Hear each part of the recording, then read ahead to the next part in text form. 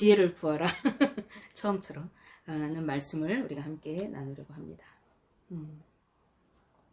요즘 시대는 다양성의 시대, 혹은 혼돈의 시대라고 합니다. 지금은 사용하지 않지만 한창 유행이던 포스트 모던 시대라는 명목 하에서 옛것은 모두 부정하고 새로운 시대를 이제 알리면서 이제는 네 멋대로 살라고 부추기는 그러한 세대의 흐름 속에서 사람들은 내가 좋으면 그만인 세상을 살아가게 되었어요. 그래서 요즘에는 부모다운 부모, 자녀다운 자녀, 또 어른다운 어른, 아이다운 아이, 선생님다운 선생님, 제자다운 제자의 모습이 점점 사라져가고 있는 세상입니다. 세대의 경계가 무너졌어요. 그래서 어른 문화, 아이 문화가 모호해지고 애 어른 할 거 없이 유행가를 같이 부르고 또 함께 춤을 추고 이런 세대가 되었어요. 예전에는 어떤 유행가는 이제 어른들이 문화 속에 부르고 어린 아이들은 동요를 부르고 이렇게 했는데 요즘에는 4살, 5살만 돼도 걸그룹 K-팝 노래를 부르고 그 춤을 따라 부르면서 어른 아이 할 거 없이 그 문화에 젖어서 사는 것이죠. 그리고 또 예전에는 성인에게서만 나타났던 성인 범죄가 점점 청소년에게서 이렇게 벌어지게 되고 그 연령대가 심지어 점점 낮아지고 있습니다.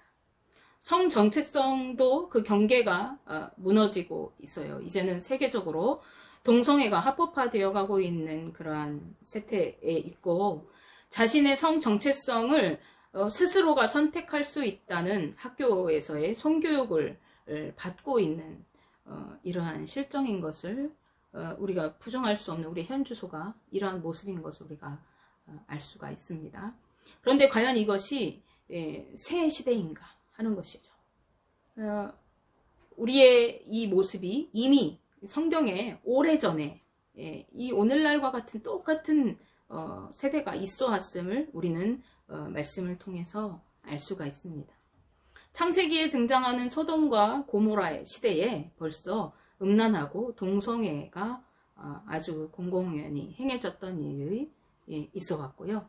사람들은 제멋대로 살아가면서 죄악으로 가득한 삶을 살았죠. 그런 소돔과 고모라는 하나님의 심판으로 멸망하게 되었습니다. 사사기 시대에 들어서서 사사기 후반부에는 사람들이 자기 생각에 옳은 대로 행하면서 살았다는 말씀이 등장합니다. 사사기 17장 6절 말씀에 그때에는 이스라엘의 왕이 없었으므로 사람마다 자기 소견에 옳은 대로 행하였더라 라고 말씀하고 있어요. 그리고 그 17장 이후에 2가지 사건이 대표적인 사건이 기록되어 있어요. 그 한 가지는 종교적인 문제를 제기하고 있는 미가의 집에 관한 이야기입니다. 미가의 어머니가 은을 잃어버렸어요. 은을 잃어버렸는데 그것을 막 찾다가 잃어버린 은 1100개를 잃어버렸는데 그 1100개를 자기 아들이 가지고 있었어요. 미가가. 그래서 그것을 다시 돌려주니까 내 아들이 너무 하나님이 복받을 아들이다 이러면서 그 아들을 위해서 신상을 부어서 만들어요. 그 우상처럼 이렇게 만들어서 그것을 미가에게 주니까 미가가 자기 집에 있는 그 신당, 신을 모시는 그런 어떤 이러한 상을 차려놨는데 거기에 그것을 모셔뒀어요. 그리고 자기 멋대로 자기 아들 중에 한 사람을 제사장으로 세우고 그 신당을 섬기게 하는 일을 했습니다. 그런데 어느 날 레위 청년 한 사람이 자기 거처를 찾아서 이렇게 돌아다니다가 미가의 집에 이렇게 오게 되었어요. 그래서 이제 이 미가가 이왕이면은 이 레위 지파, 레위 족속이 청년을 제사장으로 삼으면 좋겠다 이렇게 생각을 하고 은 10개 그리고 옷 한 벌을 매년 지급하는 것을 조건으로 그리고 먹을 것, 숙식을 제공하는 조건으로 자기 집에 거주하는 제사장을 삼게 되어집니다. 그리고 레위인 제사장을 이제 세웠으니까 하나님께서 나에게 복을 주실 거야 라고 하는 그런 믿음을 가지고 있었던 것을 기록하고 있습니다. 하나님께서 원하시는 대로 하나님을 섬기는 것이 아니라 제멋대로 우상을 섬기듯이 하나님을 섬기고 축복을 확신하는 어떠한 기복적인 잘못된 신앙의 형태를 보여주고 있는 것이 이 미가 집안의 이 문제를 통해서 이 사사기가 거론하고 있는 그러한 내용입니다.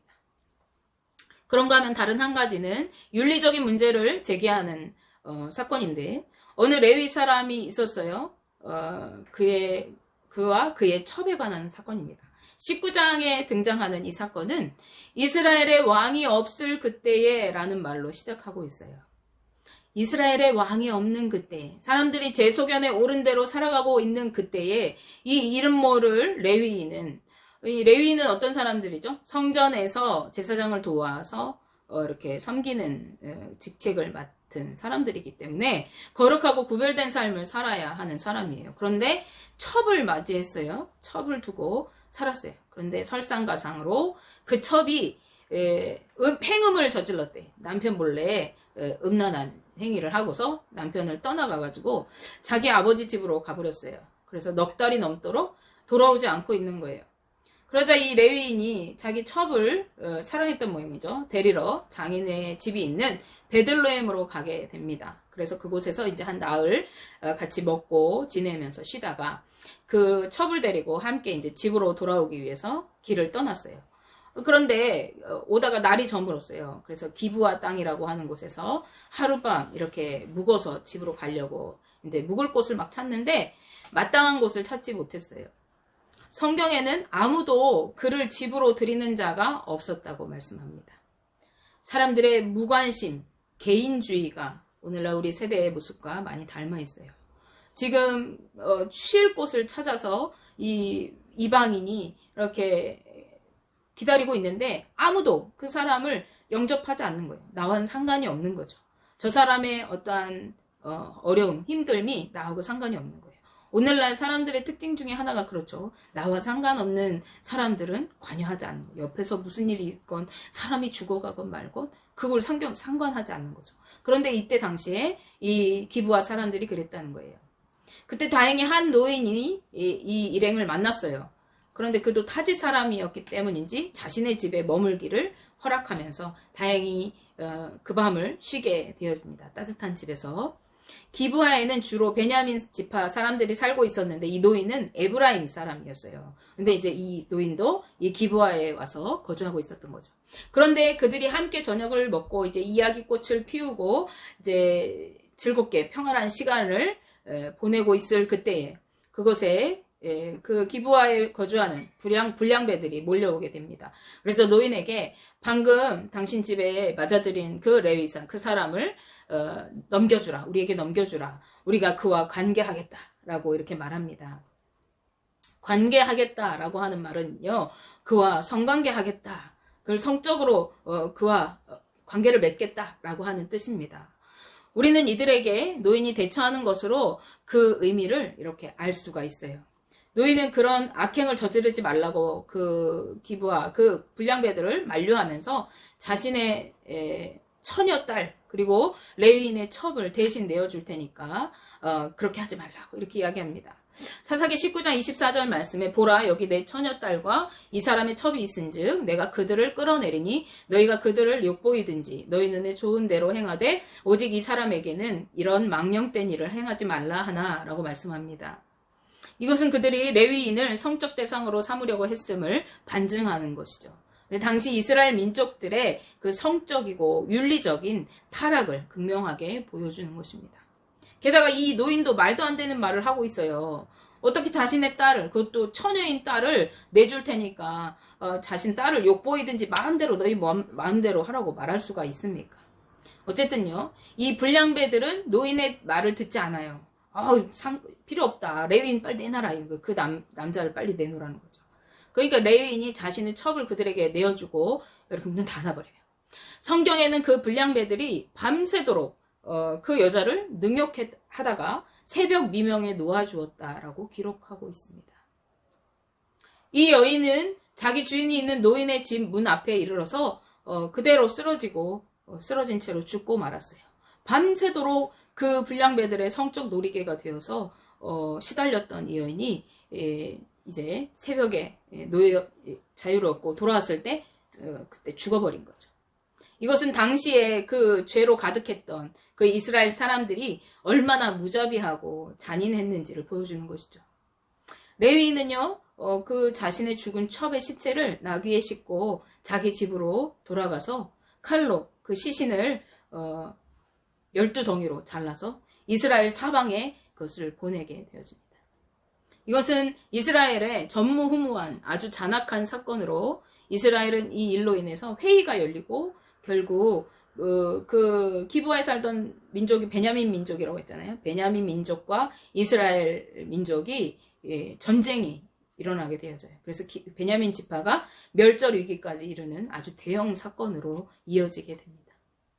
이러한 잔혹 사건을 성경이 기록한 이유는 제 소견에 옳은 대로 살아가면서 불법하고 부정하고 죄악 가운데 살아가는 실상을 우리에게 보여줌으로써 경각심을 갖게 하기 위한 것이죠. 이들이 이 지경에 이른 이유가 무엇일까요? 그것은 그들에게 왕이 없었기 때문입니다. 즉 기준이 없이 살면서 제 소견에 옳은 대로 행하였기 때문에 그렇습니다. 그런데 이들에게 정말 왕이 없었느냐? 이들에게는 아주 분명한 왕이 계셨습니다. 그것은 만왕의 왕이 되시는 여호와 하나님이시죠. 이 하나님은 이스라엘 백성들을 택하시고 애굽에서 구원해 내셔서 언약 백성으로 삼아 주셨습니다. 너희는 내 백성이 되고 나는 너희의 하나님이 되겠다며 하나님께서 말씀해 주셨어요.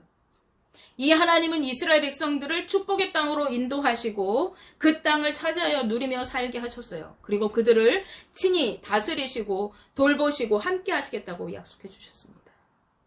뿐만 아니라 그들이 언약 백성으로서 어떻게 하나님을 섬기고 하나님께 예배해야 하는지, 그리고 그들이 하나님의 백성으로서 어떻게 살아가야 하는지를 일일이 일러주셨어요.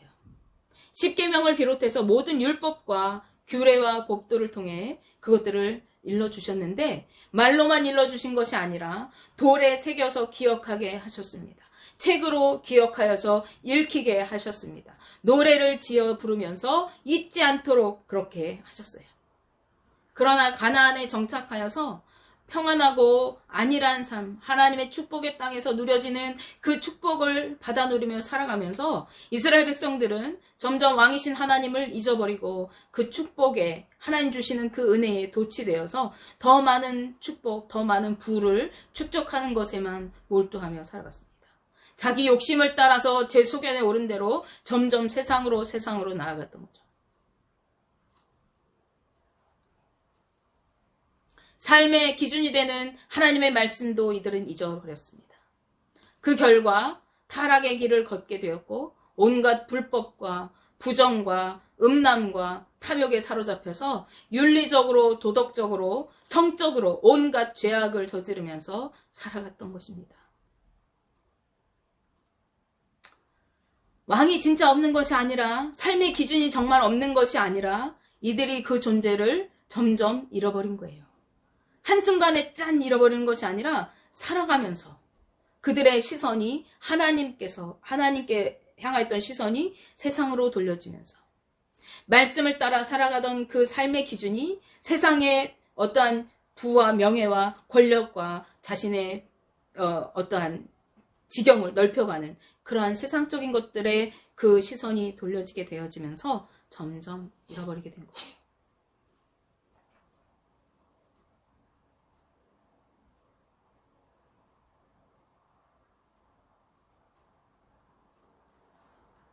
오늘날 우리 사회가 병들고 타락하고 죄악으로 가득하면서 음란한 문화가 일어나게 된 원인이 바로 여기에 있습니다. 삶의 기준인 말씀을 잃어버리고 우리의 왕이신 여호와 하나님을 잃어버리게 되었기 때문에 그렇습니다. 포스트 모던 시대라고 외치면서 시작된 것이 무엇이냐면 그 중에 하나가 교회를 무너뜨리는 일이 시작된 것입니다. 교회의 존재를 부정하고 거룩성을 인정하지 않았어요. 복음의 독자성을 무력화시키는 것을 이렇게 행해왔습니다. 구원은 오직 예수 그리스도를 믿음으로만 가능한 것이 아니라 여러 구원의 길이 있다고 떠들어대는 사람들이 생겨났어요. 신은 죽었다, 하나님은 없다고 떠들어대면서 인간은 제 스스로 제 인생을 책임질 수 있다고 말하는 사람들이 우후죽순으로 생겨났습니다. 그 결과로 복음의 본질은 흐려지고 교회에서조차도 예수 그리스도의 십자가를 선포하는 대신 믿는 자들이 누릴 축복을 떠들어대면서 기복적인 믿음을 조장하는 그러한 문화가 이루어졌어요. 기독교가 여타 다른 종교와 같이 복받는 종교로 여겨지게 되어질 때 하나님 하나님과 이방신을 겸하여 섬겼던 이스라엘 백성들처럼 하나님이든 부처든 천지신명이든 나에게 복을 주는 누군가를 불러대는 것으로 신앙이 모호해지게 되고 마는 것이죠. 말씀이 사라진 신앙 모임만 남는 교회가 되어버리는 것입니다. 말씀이 사라지면 어떻게 돼요? 죄의 기준도 구원의 원리도 모호해지게 되어지는 거예요. 제 소견에 옳은 대로 믿음이 이거다, 믿음은 저거다, 나름의 정의를 가지고 착하게 살면 되는 거지. 그러면 믿는 거지. 교회 안에 머물러 있으면 구원받은 거지. 그것쯤으로 생각하는 거죠. 설교 말씀 듣는 것이 예배의 전부라고 착각하면서 오늘 하루 설교할 말씀 들었으니까 난 예배 드렸다라고 생각하는 거예요. 예배를 해치우는 겁니다. 헌금하는 것이 성도의 본분을 다한 것으로 여기면서 내가 이 정도 헌금했는데 나는 교회에 그 정도 지분이 있는 거지. 난 당연히 축복받아 당연하지. 나는 구원받은 거지라고 여기는 거예요. 교회에서 봉사하는 것이 뭔가 대단한 권세를 얻은 것처럼 구원의 티켓을 받은 것쯤으로 여기면서 나는 교회에서 이것도 하고 저것도 하고 그러니 나는 거룩한 하나님 백성이야 여기는 것이죠. 이것은 다 착각이에요. 이런 신앙의 모호성은 삶으로 이어져서 윤리적인 기준까지 모호해지게 되어집니다. 믿는 사람이 어찌 살아야 하는지, 그리스도인으로서 어떤 양심을 가지고 살아야 하는지 그 행위의 기준이 모호해지게 되는 것이죠. 그러니까 믿는다고 하면서 심지어 목회를 한다고 하면서 도덕적으로 성적으로 범죄를 저지르고 살아가면서도 아무렇지 않은 것입니다. 사람들에게 들키지만 않는다면 내 배를 채우고 탐욕을 부리고 성적으로 문란하게 살아도 아무 거리낌이 없는 것이죠. 사람보다 더 두려우신 하나님은 의식하지 못하면서 살아가게 되는 것입니다. 이런 삶을 살아가는 사람들이 이루어가는 가정과 학교와 사회와 나라가 절대로 온전할 리가 없습니다. 가정의 질서와 학교의 질서가 깨어지고 범죄가 가득한 사회와 나라가 되어져 가는 것입니다. 하나님께서는 당신의 백성이 이렇게 살기를 원하지 않으십니다. 요한계시록 18장 4절 5절 말씀에 또 내가 들으니 하늘로부터 다른 음성이 나서 이르되 내 백성아 거기서 나와 그의 죄에 참여하지 말고 그가 받을 재앙들을 받지 말라. 그의 죄는 하늘에 사무쳤으며 하나님은 그의 불의한 일을 기억하신지라 라고 말씀합니다. 마지막 심판을 말씀하시는 계시록에서 바벨론의 심판을 예고하시는 하나님, 그 심판의 장면을 묘사하는 이 계시록에서 그 행한 모든 일을 기억하시고 그들의 행위대로 갚되 갑절로 갚아서 재앙을 내리신다고 하시면서 하시는 말씀이 당신의 백성들을 부르고 계시는 거예요. 그들의 행위에 거하지 말고 그곳에서 빨리 나오라는 것입니다. 즉 그들과 구별된 거룩한 삶을 살아가고 그래서 그들이 받는 재앙을 받지 않도록 너희가 주의하라 라고 하시는 거예요. 그런데 어떻게 우리가 이 죄악 가득한 이 세상에서 구별된 삶을 살아갈 수가 있을까요? 어떻게 죄악에서 떠나서 살아갈 수 있습니까? 우리는 다 이 죄악된 세상 가운데 섞여 살아가고 있는데요. 그것은 삶의 기준을 잘 붙들고 살아가면 되는 것입니다. 우리의 삶의 기준이 무엇입니까? 바로 하나님의 말씀입니다. 오늘 본문 말씀은 아들에게 당부하는 아버지의 말씀으로 시작하고 있어요. 잠언 2장 1절에서 4절 말씀까지 우리가 함께 읽겠습니다. 내 아들아, 내가 만일 나의 말을 받으며 나의 계명을 내게 간직하며 내 귀를 지혜에 기울이며 내 마음을 명철에 두며 지식을 불러 구하며 명철을 얻으려고 소리를 높이며 은을 구하는 것 같이 그것을 구하며 감추어진 보배를 찾는 것 같이 그것을 찾으면 아멘. 잠언을 기록한 저자는 솔로몬입니다. 솔로몬을 우리가 지혜의 왕이라고 부르는데 그는 하나님께 지혜를 구하여서 백성을 잘 다스리고 하나님의 축복을 받아서 태평성대를 누린 왕입니다. 그러나 그는 또한 그 말년에 여호와 하나님을 잊어버리고 비운을 살았던 그러한 비참한 왕으로 자신의 삶을 마감한 왕입니다. 그래서 이 말년에 돌아보니까 솔로몬이 자신이 쌓았던 모든 부귀영화, 그리고 자신이 누렸던 모든 권세가 헛되고 헛됨을 알았던 그런 왕이죠. 하나님과 함께 살면서 태평성대를 누렸던 그 삶도 알고 하나님을 떠났을 때 그 비참했던 그 삶도 아는 이 왕. 그런 그가 아들에게 신신당부하는 것이 무엇입니까? 그가 들려주는 계명을 간직하라고. 하나님께서 주신 그 계명을 네가 마음에 간직하라고. 지혜의 귀를 기울이고 명철에 마음을 두고 지식과 명철을 얻기 위해서 소리를 높여서 구하라고 말씀하는 것입니다. 즉 그것을 얻기 위해서 기도하라는 것입니다. 네가 다른 재물과 보화를 찾기 위해, 은을 찾기 위해 그것을 열심히 낼 것이 아니라 그 보화를 찾듯이 간절하게 하나님의 말씀을 찾고 지혜를 찾으라고 말하고 있는 것입니다. 여기서 말하는 그 계명과 지혜가 무엇입니까? 이것이 하나님의 말씀입니다. 하나님의 말씀을 간절히 찾고 찾으라는 것입니다. 그 이유가 무엇입니까? 5절 말씀에 그렇게 할 때에 여호와 경외하기를 깨달으며 하나님을 알게 된다고 말씀합니다. 우리가 말씀을 간절히 사모하고 찾으면 하나님을 두려워할 줄 알게 되고 그 하나님을 분명히 알게, 하나님을 만나게 되는 것입니다. 왜냐하면 그 하나님은 지혜의 말씀, 지식의 말씀을 친히 선포하신 하나님이시기 때문에 그래요. 하나님은 그 말씀을 깨닫게 하시고 그 말씀으로 우리를 교훈하시고 훈계하시고 책망하시기에 충분하신 하나님이시기 때문에 그렇습니다. 우리가 그분의 말씀을 사모하면서 말씀을 통해서 하나님을 만나면 만날수록 하나님의 뜻을 따라 살아가는 그 성도들에게 하나님은 말씀을 따라 살아갈 힘과 지혜를 더욱 풍성하게 주시고 그 행실을 온전하게 하실 뿐만 아니라 당신의 그 말씀을 따라 살아가는 성도들의 삶을 보호하시고 보존하신다고 말씀하고 있습니다. 그러므로 하나님의 말씀을 통해 선한 길을 깨닫게 하여서 공의와 정의와 정직한 길로 행하게 하시고 악한 자에게서 건져내신다고 말씀하십니다. 잠언서 2장 8절에서 12절 말씀 읽겠습니다. 대저 그는 정의의 길을 보호하시며 그의 성도들의 길을 보존하려 하심이니라. 그런즉 내가 공의와 정의와 정직 곧 모든 선한 길을 깨달을 것이라. 곧 지혜가 내 마음에 들어가며 지식이 내 영혼을 즐겁게 할 것이요 근신이 너를 지키며 명철이 너를 보호하여 악한 자의 길과 폐역을 말하는 자에게서 건져내리라. 아멘. 여러분이 진정으로 하나님을 믿는다고 하신다면 여러분은 하나님의 말씀을 사모하시기 바랍니다. 말씀의 지혜를 얻기 위해서 간구하면서 보화를 찾듯이 은을 찾듯이 그 말씀을 구하시기 바랍니다. 그리고 말씀 속에서 살아 역사하시는 하나님을 만나십시오. 그럴 때 우리는 말씀에 순종하면서 죄악에 빠지지 않고 선한 길을 걸어갈 수가 있는 것입니다. 주님이 우리의 걸음을 인도하시기 때문에 그렇습니다.